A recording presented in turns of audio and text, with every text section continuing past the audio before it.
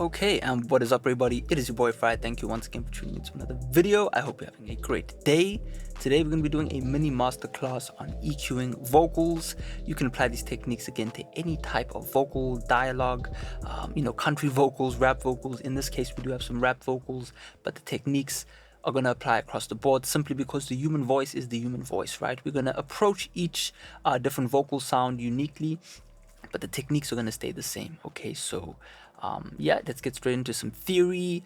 We're going to be making use of the Waves rap vocal chain, the 2021 version. You can check that out in the description. It is a studio rack preset, so if you like the sound of it or you just want to kind of study this more in depth, you can check that out in the description.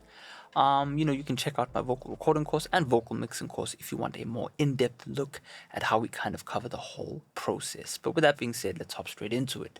So yeah, man, vocal EQ. It can be complicated, right? It is very easy to overcomplicate, but I think that if we kind of learn the fundamentals, we can slowly work our way into being able to kind of get it right most of the time, right? Even the pros are going to struggle from time to time.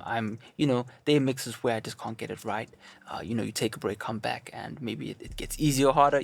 That's how the game goes, right? That's why mixing is quite an in-depth field to work in. But, the way I like to simplify this process is by simply referring to the good old vocal cheat sheet, all right? And basically what this sheet shows us is it gives us an overview of the frequency spectrum, right? Basically, the spectrum that humans can hear in, right? That goes from about 20 hertz, which is that sub bass, the 808s, the kick drums, right? That region, ventilator sounds, kind of resonate this kind of 20 hertz hum, all the way up to 20,000 hertz, which is the extreme treble. So that's type sounds, right? That's all going to exist up there. And then we have kind of everything in the middle, which in my opinion is the most important, right? Because speakers are going to be able to reproduce between that, 150 all the way up to about 16K. So we really want to make sure that we get that right. We fix what we need to and we leave everything else, right? That's kind of the job of EQ, is just to fix and clean up. But it's important to know where and what, to fix. So yeah, we'll kind of just run through everything here so that we kind of on the same page for the extreme beginners.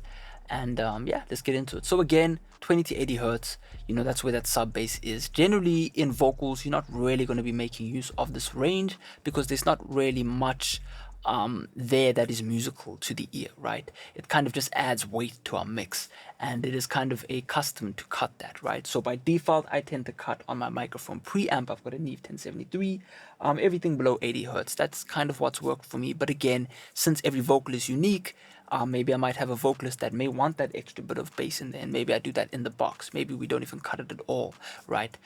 It really comes down to the vocal sound. But for the most part, we're going to be getting rid of that. Everything between 100 and 350, again, it is correct. Boominess, that proximity effect, basically what that means is if we stand closer to the mic, we start getting this kind of build up of kind of low end murkiness, and it's really around this region that we want to deal with that, or we just want to kind of look for those frequencies. As you can see in this mix, I had to deal with that quite a lot, right? So this zone to me is probably the most trouble that we'll have, especially if you are recording in a space that is smaller, or if you just have a mix that is very densely packed. You're going to be needing to deal with those kind of frequencies. So between 125 up to 500, that's kind of where we get that boxy sound. Between, I would say, yeah, that's true. I would say 350 up to around 600, 800 is really where we're going to get that kind of a cardboard boxiness, right? I don't know, boxy is probably the best way to describe it, right? But we definitely get that kind of continuation of that sound up to this range. You definitely want to make sure that you can kind of make sure that this doesn't sound too bad during the recording phase. But again, if we need to deal with that in the mix, we can, right?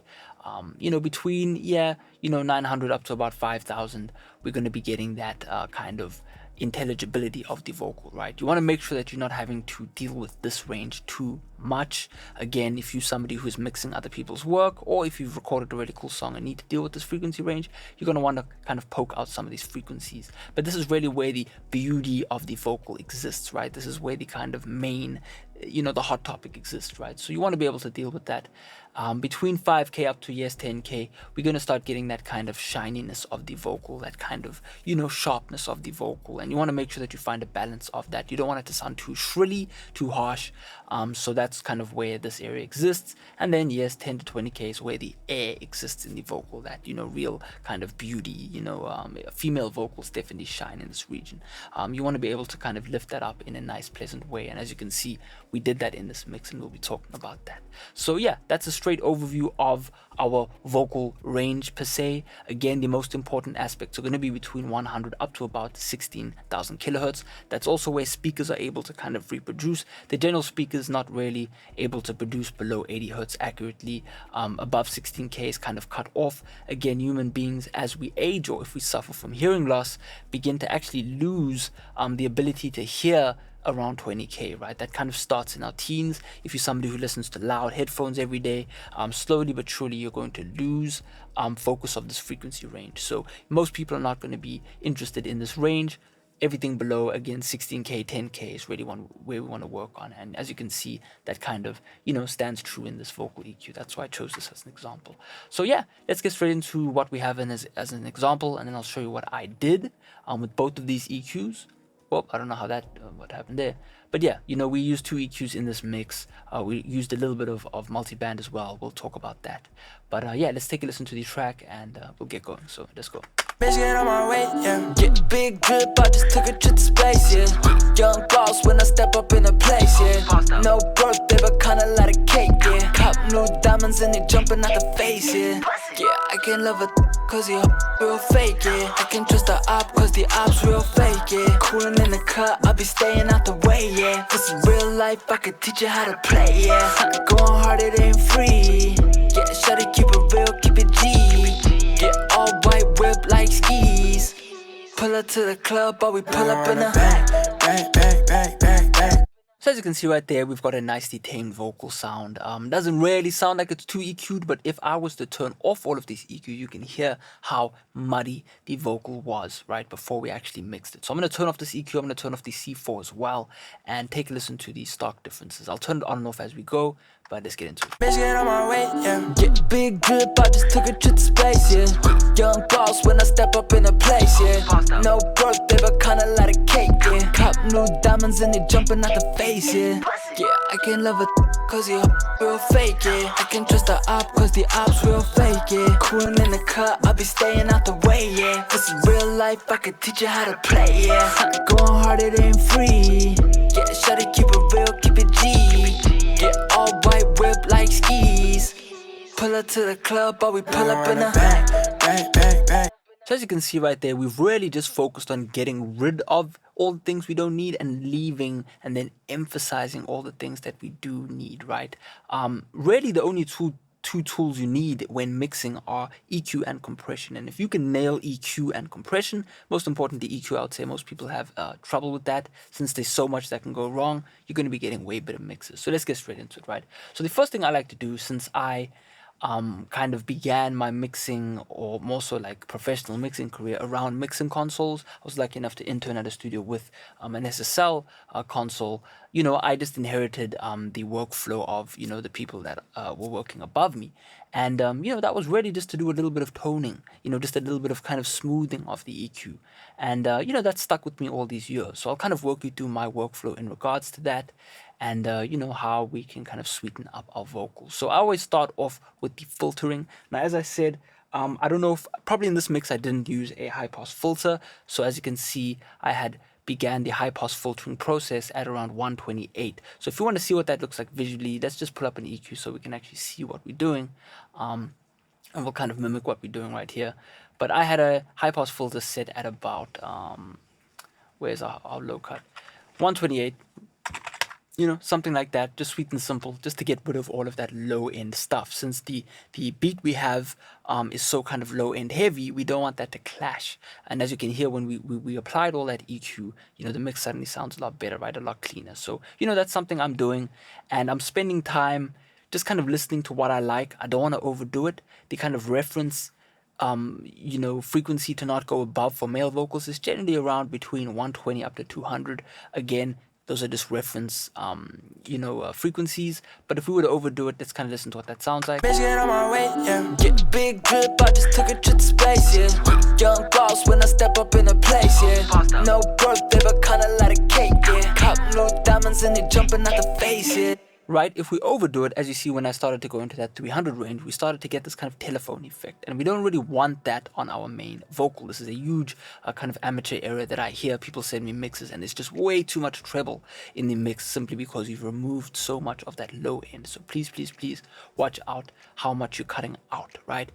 Crystal LG said something like, a big mistake a lot of new engineers are making is cutting out too much of that kind of low end warmth. That woolliness is where the life of the mix exists in, right? So you don't want to get rid of that, right? Think of your low end as kind of like the earth. You don't want to cut out too much of that, right? Otherwise it sounds unnatural. So watch how much you're cutting out. If you're somebody who mixes your own vocals, find that frequency range that you like. For me, I know it's between, I would say, 90 and 130, right? So we're kind of in that zone right there. It works well for my vocals. See what works for you, okay? After that, I then usually begin in the low end of the frequency spectrum. So that would be around here, right? And as you can see, what I did was, in this instance, I had an 80 hertz cut, and that is a shelving EQ. So let's just punch in 80 hertz, and all I'm doing is a 2 dB cut. Okay, it's pretty hard to since everything's in the way, but yeah, just a 2 dB cut at around 80 hertz. Again, this is just helping us to smooth out some of that low end, make it sound a bit more natural. A trick that I like to make use of here, you can see we did another 200 cut, but this time with a bell style curve, just to remove the boxiness, right? As you can see, we're treating that range right here. We're treating this range right here. Can you see how I'm working from left to right? That just works well. It's a nice way to stay organized and kind of keep note of what you're changing, right? A big common mistake people make is doing too much too quickly, right? So you don't want to do that.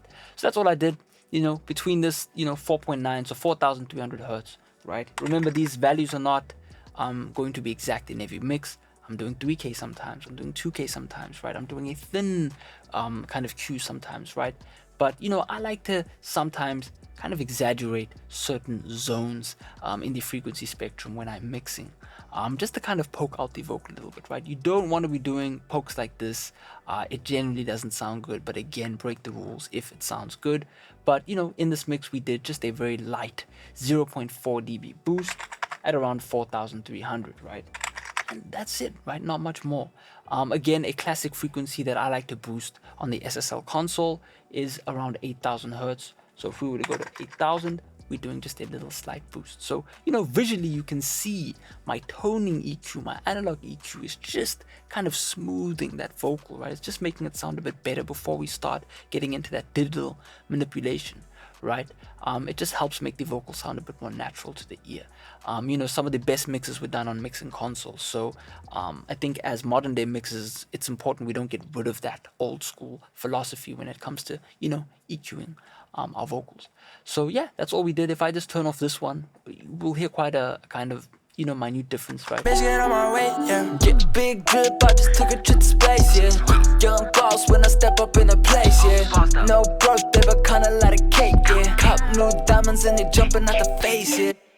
If you really hone in, you can hear all of those adjustments very slightly, right? Kind of a reduction in that low end, a little bit of a poke in that top end, kind of a less weighty vocal sound in a good way, right? It's just doing a little bit of that sweetening, okay? So that's what I like to do.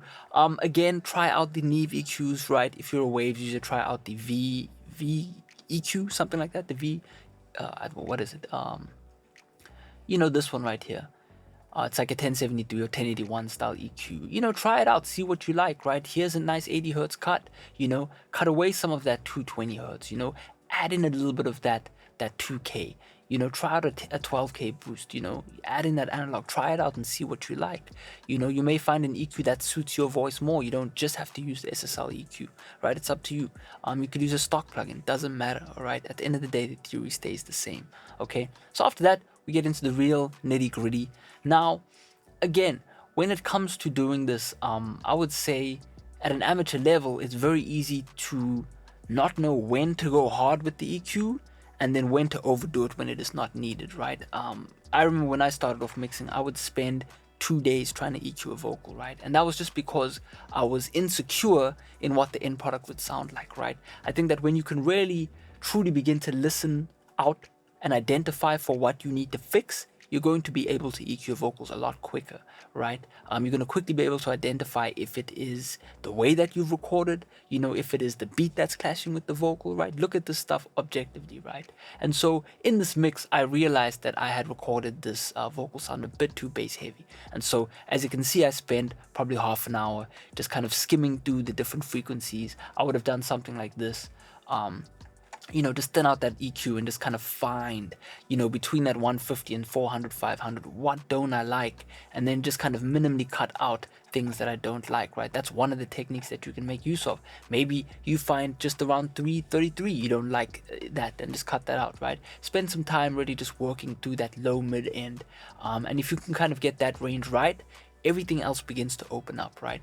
A lot of people just immediately begin boosting and it just kind of overdoes the vocal sound. So you want to kind of spend time subtracting where needed, right? And for me, once I had subtracted all of these frequencies, the vocal opened up, right? I didn't need to do much more EQ than these kind of slight boosts around 1,000, right? Around 2,500, right? Around 13,000, and then a nice little air treble boost around 20,000 just to sweeten up the vocal, right? It's that simple, right? It just takes time to kind of learn what works for you, you know what I mean? But the theory is always the same.